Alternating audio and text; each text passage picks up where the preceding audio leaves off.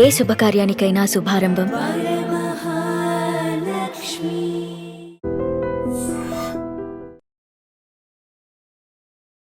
నమస్తే, welcome to I dream. Naxalism పూర్తిగా అంతం కాబోతోంది. ఇక నక్సలైట్లు అనేటోళ్ళే లేకుండా ఉండబోతోంది. హిడ్మా చంపిండ్రా, ఎన్కౌంటర్ చేసిండ్రా, హత్య చేసిండ్రా, ఇదో చర్చ సార్. ఇక నెక్స్ట్ నక్సలైట్లుగా ఉండరా? హిడ్మాను వాస్తవానికి ఎన్కౌంటర్ చేశారు. ఎన్కౌంటర్ అంటే నేను సరెండర్ అవుతాను అని, వాస్తవానికి ఆయన సరెండర్ అవుతానని కబురు పెట్టాడు. ఆయన 300 మందితో బయలుదేరాడు. వాస్తవానికి సరెండర్ అయ్యేటువంటి పరిస్థితి, కానీ పట్టుకొని ఆయన ఎన్కౌంటర్ చేశారు. ఎందుకు అనంటే కేంద్ర హోంమంత్రి అమిత్ షా, ఛత్తీస్గఢ్ డీజీపీ, హోంశాఖ సెక్రటరీ వీళ్ళందరూ మాట్లాడుకున్నారు. ఆంధ్రప్రదేశ్ డీజీపీ వీళ్ళంతా మాట్లాడుకుని మధ్యవర్తులను ముగ్గురిని పంపించారు. ఎవరి దగ్గరికి? హిడ్మా దగ్గరికి. హిడ్మా దగ్గరికి పంపించేప్పటికీ 7 తారీఖు నాడు, నవంబర్ 7 తారీఖు నాడు పంపించారు. నవంబర్ 7 తారీఖు నాడు హిడ్మాతో మాట్లాడడం కూడా జరిగింది. ముగ్గురు మధ్యవర్తులు హిడ్మాతో మాట్లాడడం జరిగింది. 7 తారీఖు నాడు చర్చలు జరిగినాయి, 8 నాడు జరిగినాయి, 9 నాడు కూడా జరిగినాయి చర్చలు. అయితే 10 నాడు సరెండర్ అయ్యే టైం, అది సరెండర్ అవుతాను ఓకే అని చెప్పి చర్చల ద్వారా ఇదంతా సంప్రదింపులు అయిపోయినాయి. హిడ్మా భార్య, ఆయనతో ఇంకా 6 300 మంది వేరే దగ్గర ఉంచి ఈ 6 మాత్రమే మళ్ళీ 9 తారీఖు రాత్రి అర్ధరాత్రి మాట్లాడడానికి వచ్చారు. ఈ ముగ్గురు మధ్యవర్తులు ఎవరైతే ఉన్నారో కేంద్ర హోంమంత్రి పంపించిన అతను, కేంద్ర హోంమంత్రి, హోంశాఖ సెక్రటరీ, తర్వాత ఛత్తీస్గఢ్ డీజీపీ, వీళ్ళు పంపించిన ముగ్గురు మధ్యవర్తులు ఎవరైతే ఉన్నారో వాళ్ళతో 9 నాడు రాత్రి చర్చలు జరిపిన తర్వాత 10 తారీఖు నాడు, వాస్తవానికి 10 తారీఖు నాడు సరెండర్ కావాలి. ఆయన లొంగిపోవాలి.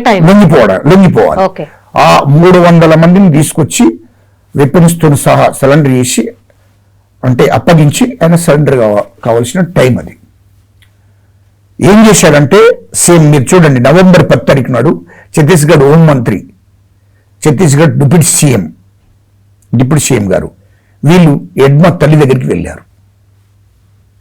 నవంబర్ 10 తారీఖు నాడు హిడ్మా తల్లి దగ్గరికి వెళ్ళి ఆమెతో భోజనం చేసి, అమ్మ నీ కొడుకును రమ్మని చెప్పండి, నీ కొడుకును ఏం చేయం, మేము భరోసిస్తున్నాం, నీ కొడుకు వస్తాడు కూడా, మీరు కూడా రమ్మని చెప్పండి అమ్మ అని ఆమె ముందట కపట ప్రేమ చూపించి, ఒక దుర్మార్గమైన ఆలోచనతో వాళ్ళ హిడ్మా తల్లి దగ్గరికి వీళ్ళు వెళ్ళి ఆమెతో భోజనం చేసి కపట ప్రేమ చూపించి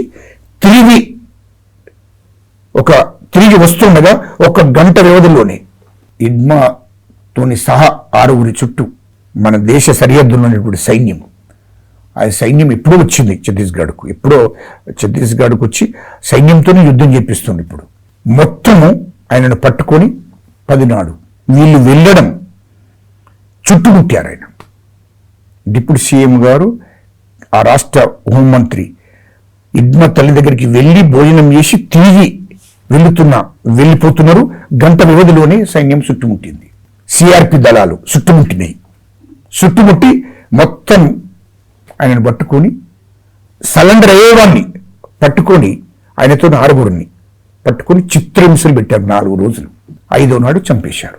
ఎన్కౌంటర్ చేసి తీసి మరణమిల్లి అడవుల్లో పడేశారు. ఎందుకు సార్ మరి? లొంగిపోయే వాళ్ళనే, అంటే ఆదివాసి బిడ్డ కాబట్టి.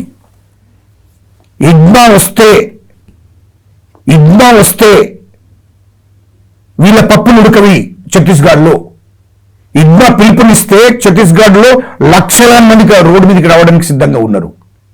హిడ్మా సరెండర్ అయి వస్తే, ఛత్తీస్గఢ్లో అడుగుపెట్టి ఆయన ఊరికి వెళితే మొత్తం ఛత్తీస్గఢ్ ప్రజలందరూ కూడా పిలుపునిస్తే వచ్చే విధంగా ఉంది.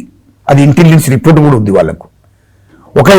ఒకవేళ హిడ్మా వచ్చి సరెండర్ అయి వచ్చినాక, ఒకవేళ రాజకీయ పార్టీ పెట్టినా, ఒకవేళ ఏదైనా రాజకీయ పార్టీలో చేరి దాంట్లో ఎమ్మెల్యేగా గెలిస్తే, రేపు ఆ రాష్ట్రంలో ఉన్నటువంటి లక్షలాది మంది ఆయన మాట నమ్ముతున్నారు. ఆ లక్షలాది మంది నమ్ముతున్నారు కాబట్టి ఆయన ఏ పార్టీ నుండి అయితే పోటీ చేస్తాడో ఆ పార్టీని గెలిపించే పరిస్థితి ఉంది. అవసరం అనుకుంటే ఆయన ఈ రాష్ట్రానికి ముఖ్యమంత్రి అవుతాడు ఛత్తీస్గఢ్. కాబట్టి మా బీజేపీని ఛత్తీస్గఢ్లో భూస్థాపితం చేస్తారు, బీజేపీని ఉంచడు అనే ఆలోచనతోనే కేంద్ర హోంమంత్రి అమిత్ షా గారు, ఛత్తీస్గఢ్ ముఖ్యమంత్రి, అక్కడ ఉన్న డీజీపీ వీళ్ళంతా కుట్రతంత్రం చేసి ఆయనను చంపించారు. ఆయనను చంపడం కరెక్ట్ కాదని దేశవ్యాప్తంగా నిరసనలు తెలియజేస్తున్నారు. మొన్న ఢిల్లీలో ఆల్ యూనివర్సిటీ విద్యార్థులందరూ వచ్చి ధర్నా చేశారు. ఏంటి దేశవ్యాప్తంగా కూడా ఆయనకు సానుభూతి ఉంది ప్రజలలో. రెండవది ఛత్తీస్గఢ్ ప్రజలందరూ కూడా ఆయన వెన్నంటుంటారు. కాబట్టి ఇదంతా ఆలోచించారు. ముఖ్యంగా బీజేపీ బిఏ ప్రభుత్వం రాని ఛత్తీస్గఢ్లో అని ఆలోచన చేశారు. ఒక దుర్మార్గమైన ఆలోచన. ఇడ్మా ఒక ఆదివాసి బిడ్డని చంపారు కదా, మరి మల్లోజులు ఎందుకు చంపలేదు మీరు? అది ఆశ్రమం ఎందుకు చంపలేదు మీరు? ఇంతమంది సరైన వాళ్ళని ఎందుకు చంపలేదు? వాళ్ళతో ఏం కాదు, వాళ్ళ అప్పర్ కేస్టులు కాబట్టి, వాళ్ళకు మీకు దగ్గర కాబట్టి, 2-3 నుంచి మీకు టచ్చింగ్ ఉంది కాబట్టి వాళ్ళని చంపలే. ఒక ఆదివాసి బిడ్డ, ఒక అనగారిన కులాల బిడ్డ, ఒక దళిత బిడ్డ, ఇందులో కూడా మతాలు కుల వ్యవస్థ ఉంది. ఇడ్మాను అవసరం అనుకుంటే ఇడ్మాను చంపేయాలని కుట్రంత్రాలు చేసేది కూడా మావోయిస్టు పార్టీలో ఉన్నటువంటి అప్పర్ కేస్ట్ వాళ్ళే. ఇది వాస్తవం చెప్తున్నాను నేను, నాకు తెలుసు. నేను ఇడ్మాతో కలిసి మాట్లాడినాను. నేను 2005, 2006లో నేను మాట్లాడినా, నాకు తెలుసు కదా. మీతో మాట్లాడడానికి రీజన్ ఏంటి? మిమ్మల్ని విలువడానికి రీజన్? నేను అప్పటికి నేను ఉద్యమం చేస్తున్నా. అక్కడ ఉన్నటువంటి 100,000 మందిని ఎన్కౌంటర్లు జరుగుతున్నాయి అప్పుడు. మొత్తం తెలంగాణ మొత్తం, ముఖ్యంగా కరీంనగర్, ఆదిలాబాద్, నిజామాబాద్ పెద్ద ఎత్తున ఎన్కౌంటర్లు జరుగుతున్నాయి. ఇటు మావోయిస్టు పార్టీలు, ఇటు జనశక్తులు, నక్సలైట్లలో పనిచేస్తున్నటువంటి మెజార్టీ పీపుల్ ఎస్సీలు, ఎస్టీలు, ఆదివాసీలు, బీసీలలో, సాకల మంగళంలో, యాదవులు వీళ్ళున్నారు. వీళ్ళందరినీ కూడా ఎన్కౌంటర్ చేస్తున్నారు మొత్తం రాష్ట్ర వ్యాప్తంగా. మొత్తం జరుగుతుంది. కానీ అందులో ఉన్నటువంటి నాయకత్వం అంతా మాత్రం సిటీలలో వేరెక్కడ లగ్జరీగా జీవిస్తున్నారు. అందులో పనిచేస్తున్నారు. వాళ్ళ మీద ఈ ఆధిపత్యం, దీనికి ఎవరైతే నాయకత్వం వహిస్తారో వాళ్ళందరూ మావోయిస్టు నాయకత్వం వహించటోళ్ళు కానీ, ఇటు జనశక్తి నాయకత్వం వహించటోళ్ళు కానీ, సిటీ ఏరియాలో వాళ్ళు మంచిగా లగ్జరీగా జీవిస్తున్నారు. అది నేను గమనించిన ఆనాడు. మరి చనిపోతున్నట్టు ఎవరు? ఎస్సీలు, ఎస్టీలు, బీసీలు, సాకలి మంగళులు, యాదవులు, ఆదివాసులు. నేను అప్పుడు తిరుగుబాటు మొదలుపెట్టాను. ఆనాడు 55 మందిని సరెండర్ చేయించాను నేనే. మంత్రి మాదేపూర్, కాటారం, మహాముత్తారం, ఆ గోదావరి ప్రాంతం ఏదైతే ఉందో, గోదావరి నది తీరం ఏదైతే ఉందో, ఇటు పోతే మల్లపూర్, కతలపూడి, కొరట్లమెట్పల్లి ఏరియా ఏదైతే ఉందో, ఆ గోదావరి ప్రాంతం అంతా కూడా, గోదావరి నది తీరం అంతా కూడా ఆ ప్రాంతం అప్పుడు వాళ్ళందరికీ అర్థమైపోయింది. నేనేం చెప్పానంటే, ఎస్సీలు, ఎస్టీలు, ఆదివాసులు కానీ, దళితులు కానీ ఎవరు ఇళ్లలో వాళ్ళకి షెల్టర్ ఇవ్వకండి, భోజనాలు పెట్టకండి. ఎందుకు ఆ మాట అన్నా? వాళ్ళని ఎన్కౌంటర్ చేస్తున్నారు పోలీసు అంతా. ఎస్సీ బిడ్డలను, బీసీ బిడ్డలను, ఆదివాసీ బిడ్డలను, గిరిజన బిడ్డలను తీసుకుపోయి అర్ధరాత్రి తీసుకుపోయి ఎన్కౌంటర్ చేసేస్తున్నారు. 100 మంది పిట్టలు రాలినట్టు రాలిపోతున్నారు. అక్కడ నేను భరించలేకపోయాను. ఒక 50 ఏళ్ల కింద నక్సలిజం అంటే నీతి నిజాయితీగా భూస్వాములకు వ్యతిరేకంగా పనిచేశారు. దాన్ని ఇప్పటికి ఒప్పుకుంటా నేను. భూస్వాములకు, పెత్తందారులకు వ్యతిరేకంగా పోరాటం చేశారు. చాలా భయంకరంగా ఉంటుండే. అప్పుడు 50 ఏళ్ల కిందట నీతి నిజాయితీగా పనిచేశారు. తర్వాత కాలం ఏమైందంటే, నేను ఇంకోటి కూడా అడుగుతున్నా, మావోయిస్టు పార్టీని, ఈ నక్సలిజాన్ని మొత్తం మావు లెనిన్ సిద్ధాంతం, ఇటు అంబేద్కర్ సిద్ధాంతాన్ని, ఇవి వేరు. నేను ఒకటి అడుగుతున్నా, ఎందుకు మీరు కుల నిర్మాణం చేయలేదు? ఏంటి మీ సిద్ధాంతం? మావో సిద్ధాంతం, లెనిన్ సిద్ధాంతం, కమ్యూనిస్ట్ సిద్ధాంతం, ఏంటి మీ సిద్ధాంతాలు? ఈ దేశంలో డాక్టర్ బాబాసాహెబ్ అంబేద్కర్ గారు ఆనాడే చెప్పాడు, ఈ దేశంలో కుల నిర్మూలన జరగాలి, ఈ కుల వ్యవస్థను నాశనం చేసేదాకా సమాజం మారదు అని చెప్పాడు. ఇప్పుడున్న టెక్నాలజీ, ఇప్పుడున్న వ్యవస్థ ద్వారా అసలు ఇంపాసిబుల్ సార్ అక్కడ ఉండి పోరాటం చేయడం కూడా. అయితే నేను అప్పుడు ఈ పిలుపునిచ్చేటోనే, ఈ పిలుపునివ్వడంతో అక్కడ మొత్తం అడవి ప్రాంతం, అప్పుడు అదంతా మహాముత్తరం, అదంతా ఆ గోదావరి ఆ ఏరియా అంతా అడవి ప్రాంతం. ఇదంతా ఎవరు స్పందిస్తలేరు అప్పటికి ఇడ్మా ఆ ప్రాంతానికి వచ్చాడు. ఓకే, అక్కడ మేము ఎవరు అసలు అక్కడ ఉన్నటువంటి ప్రతి గ్రామంలో సంఘాలు ఉంటాయి, దళిత మూమెంట్, అందరూ దళితులు, గిరిజనులు అంతా ఏంది అంటే వాళ్ళ దగ్గర నుంచి ఇన్ఫర్మేషన్ తీసుకున్నారు. గజ్జల కాంతం, అసలు కాంతం ఎవరు, అసలు ఏంది ఇదంతా, ఏంది అంబేద్కర్ సిద్ధాంతం, అంబేద్కర్ ఐడియాలజీ, అసలు మీరందరూ బయటకు పోవడం ఏంది అసలు మీరు ఏంటి అంటే అక్కడ యువత అంతా చెప్తే కాంతంను ఒకసారి పిలవండి అని. అప్పుడు నన్ను మధ్యవర్తి ద్వారా నన్ను పిలిపియడం జరిగింది, మాట్లాడడం జరిగింది. పోయినా నేను చాలా అడవి ప్రాంతం, చాలా దూరంగా వెళ్ళిపోయి దాని మీద గంట డిస్కషన్ జరిగింది ఆయనకు నాకు. ఏంటి అసలు శాంతంగా అడిగాడు, ఏంటి అసలు ఏంది అసలు నీ ఉద్దేశం ఏంది, నీ లక్ష్యం ఏంది, వాట్ ఏంటి చెప్పు అని అంటే అప్పుడు చెప్పాను నేను. ఇప్పుడు మీతో మాట్లాడిందే చెప్పాను. అవన్నీ చెప్పినాక అక్కడ షాక్ అయ్యాడు. వ్యతిరేకంగా చెప్పారు కదా సార్, ఆయన ఫాలో అవుతున్న సిద్ధాంతానికి పూర్తిగా వ్యతిరేకంగా చెప్పాను. చెప్తే ఆదివాసి బిడ్డ కదా, అర్థం చేసుకుంటారు కదా, ఈ గుడిసెలు కొట్టిన బిడ్డ కదా. కాబట్టి తర్వాత మావో గురించి, లెనిన్ గురించి కూడా చెప్పాను. ఏంటి పోనీ నువ్వు తుపాకీ ద్వారా ఈ దేశాన్ని, ఈ రాష్ట్రాన్ని మార్చుతావా? మార్చి ఇంతమంది ఎస్సీలకు, ఎస్టీలకు మీరు సామాజికంగా, రాజకీయంగా, ఆర్థికంగా ఎదగడానికి మీరు ఉపయోగపడతారా? మరి అది చెప్పు, ఏంటి చెప్పండి. మావో సిద్ధాంతం కరెక్టేనా, లెనిన్ సిద్ధాంతం కరెక్టేనా? మరి చెప్పండి.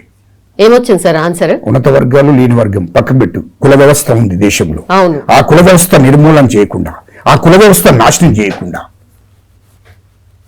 మనం చదువుకోకుండా, మనం ఉద్యోగాలు చేయకుండా, మనం రాజకీయాలు చేయకుండా తుపాకీ ద్వారానే రాజ్యం వస్తుందా? సాధ్యమేనా? ఇక్కడ రెండు వర్గాలండి, ఉన్నత వర్గం, లేని వర్గం. ఉన్నత వర్గం, లేని వర్గం కాదు దేశంలో. ఉన్నత వర్గం, లేని వర్గం ఇతర దేశాలలో, ఇతర కంట్రీలలో. ఇక్కడ కుల వ్యవస్థ ఉంది, 1000 మంది కులాలు ఉన్నాయి ఇక్కడ.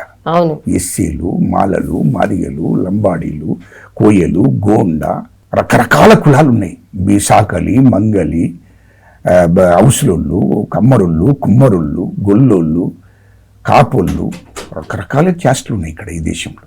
వీళ్ళందరికీ సామాజిక న్యాయం జరగాలి, వీళ్ళందరికీ రాజకీయంగా ఎదగాలి, ఆర్థికంగా ఎదగాలి. ఎదగాలంటే ఎట్లా సాధ్యమవుతుంది? నువ్వు నమ్మిన సిద్ధాంతం ఇడ్మన్నా, నువ్వు నమ్మిన సిద్ధాంతం ద్వారా సాధ్యమవుతుందా చెప్పు. కళ్ళకు నీళ్లు తిరిగినాయి. దండం పెట్టిండా అన్నా? ఓకే రైట్, లేచిన గంటన్నర జరిగిన తర్వాత రైట్. సార్ ఇప్పుడు ఎందుకని నక్సలైట్లు లేకుండా చేయాలని, ఇక మొత్తం ఆ వ్యవస్థనే లేకుండా చేయాలని ఎందుకు అనుకుంటున్నారు? ఒకటినండి, నక్సలిజం అనేది ఇవాళ అటువంటి ఇడ్మ గారిని చంపడం జరిగింది. ఆదివాసి బిడ్డ, చాలా బాధ అనిపిస్తుంది. ఆదివాసి బిడ్డ అయినా ఆయన చంపడం కరెక్ట్ కాదు, ఎందుకంటే ఆదివాసి బిడ్డ కాబట్టి చంపినరు. ఇంకో విషయం మీకు చెప్తున్నా, ఇవాళ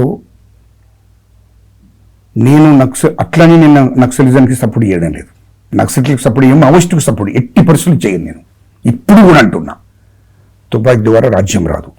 మావోయిస్టు పార్టీలో ఉన్నటువంటి అందరూ కూడా మీరు బయటికి రండి. మీరు అప్పట్లోనే చెప్పారు, ఆనాడే చెప్పాను నేను, ఇప్పుడు కాదు, నాది కొత్తగా ఏం కాదు, ఆనాడే చెప్పాను. ఎట్టి పరిస్థితిలో నక్సలిజం కరెక్ట్ కాదు, తుపాకీ ద్వారా రాజ్యాలు రావు.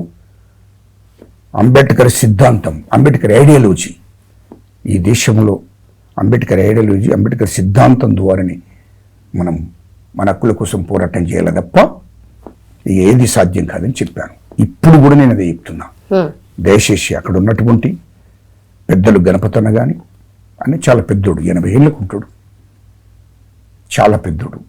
రాజిరెడ్డి అన్న కానీ, అక్కడ ఉన్నటువంటి సాగర్ అన్న కానీ, అక్కడ ఉన్నటువంటి ఇన్ని కేంద్ర కమిటీ సభ్యులకు అందరికీ కూడా చెప్తున్నా నేను, మీరందరూ బయటికి రండి, సరెండర్ కండి. ఒకవేళ కేంద్ర ప్రభుత్వం మీద మీకు నమ్మకం లేకపోతే రాష్ట్ర ప్రభుత్వం ఉంది, తెలంగాణ రాష్ట్ర ప్రభుత్వం, ముఖ్యమంత్రి రేవంత్ రెడ్డి గారు, ఇక్కడ డీజీపీ గారికి మేము తీసుకెళ్తాం, మేము భరోసా ఇస్తాం. మా ముఖ్యమంత్రి గారు భరోసా ఇస్తాడు, మా డీజీపీ గారు భరోసా ఇస్తాడు. మీకు ఖచ్చితంగా జనజీవన శ్రమంతులు కలవండి. మీకు పూర్తిగా బాధ్యత రాష్ట్ర ప్రభుత్వం తీసుకుంటుంది, మా ముఖ్యమంత్రి గారు, డీజీపీ గారు తీసుకుంటుందని చెప్తున్న ఈ సందర్భంగా ఆ కేంద్ర కమిటీ సభ్యులందరూ కూడా బయటికి రండి, రాష్ట్ర కార్యదర్శులు కూడా బయటికి రండి, దళ సభ్యులు కూడా బయటికి రండి, దళ కమాండర్ కూడా బయటికి రండి. అట్టిగా అనవసరంగా వద్దు. ఆ సాయుధ పోరాటం ద్వారా సాధించేది ఏమి లేదు, తుపాకీ ద్వారా సాధించేది ఏమీ లేదని చెప్తున్నా ఈ సందర్భంగా. మీ మీడియా ద్వారా చెప్తున్నా, మీరందరూ బయటికి రండి, జనజీవన శ్రమంతులు కలవండి. ఎందుకంటే టెక్నాలజీ పెరిగింది, మీరు ఇంతకుముందు అన్నారు. యా యా ఇవాళ మొత్తం క్షణం క్షణం ఎక్కడ ఏముందో సీమను కూడా గమనిస్తున్నాం. అవును. అడవిలో ఉన్న సీమ కూడా ఎట్టు నడుస్తున్నది అని శాటిలైట్ ద్వారా మొత్తం అంత టెక్నాలజీ వచ్చింది. ఇంకెక్కడ ఎవరి కోసం మీరు చేస్తున్నది? అవును. మీరు చెప్పండి, ఫస్ట్ మీరు ఆత్మవిమర్శ చేసుకోండి. మావోయిస్టు పెద్దలను నేను అడిగేది ఏంటంటే, మీరు ఆత్మవిమర్శ ఎవరి కోసం? మీరందరూ బయటికి రండి, బయటికి వచ్చి ఒక రాజకీయ పార్టీలో చేరుతారా, లేకుంటే మీరు రాజకీయ పార్టీ పెట్టండి. చేయాల్సిన పోరాటాలు చాలా ఉన్నాయి, సమస్యలు చాలా ఉన్నాయి. ఎస్సీల కోసం, ఎస్టీల కోసం, ఆదివాసుల కోసం, బీసీల కోసం, అట్టడి వర్గాల కోసం ఇక్కడ పోరాటం మొదలు పెట్టండి. ఈ సామాజిక వర్గాలకు న్యాయం జరిగేటట్టు చూడండి. మీరు వచ్చి సామాజిక ఉద్యమాన్ని తీసుకుపోండి. ఉద్యమాల ద్వారా మనం సాధించుకుందాం. లేకుంటే మీరు రాజకీయ పార్టీలో చేరండి, ఎమ్మెల్యే గండి, రేపు మంత్రి గండి. అప్పుడు మీరు ఎస్సీలకు, ఎస్టీలకు, బీసీలకు సామాజిక న్యాయం చేయడానికి అవకాశాలు ఉంటాయి. లేకుంటే తుపాకీ ద్వారా ఏం న్యాయం చేయరు. మీరు బయటికి రండి. భారత రాజ్యాంగం ఏం చెప్పిందో దాని ప్రకారం నడుచుకుందాం. చట్టాలు నమ్ముకొని రండి. అంబేద్కర్ ఇజాన్ని నమ్ముకొని రండి. మీరు బయటికి రమ్మని చెప్తున్నాను. మీరు బయటకు వస్తే మొత్తం ఈ సామాజిక వర్గాలకు న్యాయం జరగాలి కదా. న్యాయం జరగాలంటే ఇక్కడ నుండి పోరాటం చేద్దాం రండి. వాళ్ళు కేంద్ర ప్రభుత్వం ఉక్కుపోదం మోపే పరిస్థితిలో ఉంది. అందుకోసమే నేను ఏం చెప్తున్నా అంటే, మీరందరూ బయటికి రండి. కేంద్ర ప్రభుత్వం మీకు నమ్మకం లేదు, రాష్ట్ర ప్రభుత్వం మీద నమ్మకం పెట్టుకుని రండి. మేము స్వయంగా మీ మీడియా ద్వారా చెప్తున్నాం, మేము స్వయంగా ముఖ్యమంత్రి గారి దగ్గరికి, డీజీపీ గారి దగ్గరికి తీసుకెళ్తాం. లేకుంటే మీరు డైరెక్ట్ గా ముఖ్యమంత్రి గారికి, డీజీపీ దగ్గరికి పోయినా పర్వాలేదు. మొత్తం మీద మీరు జీవనశ్రవంతులు కలవండి అని నేను కోరుకుంటున్నా. Yes sir, thank you sir, thank you so much. And for more videos, Please subscribe to iDream. Please subscribe to iDream. Please subscribe iDream. And please subscribe to iDream. For more videos, subscribe to iDream. please like, share and subscribe to the channel. Congratulations, iDream. Subscribe to iDream. Subscribe to iDream. So subscribe to iDream Media. iDream ki iDream team andarki huge congratulations. Please subscribe iDream Media. Please subscribe to iDream. Subscribe iDream. Please subscribe to iDream. iDream అంటే నా కళల ఛానల్ను subscribe చేసుకున్న నోరు తిరుగుతలేదు, మీరైతే గంట గుర్తు కొట్టండి. For more such videos, please subscribe to iDream. Subscribe to iDream. Please subscribe to iDream. Please subscribe iDream Media. Please do subscribe to iDream. Please subscribe to iDream Media. For best entertainment and information, please subscribe iDream. And don't forget to subscribe to iDream.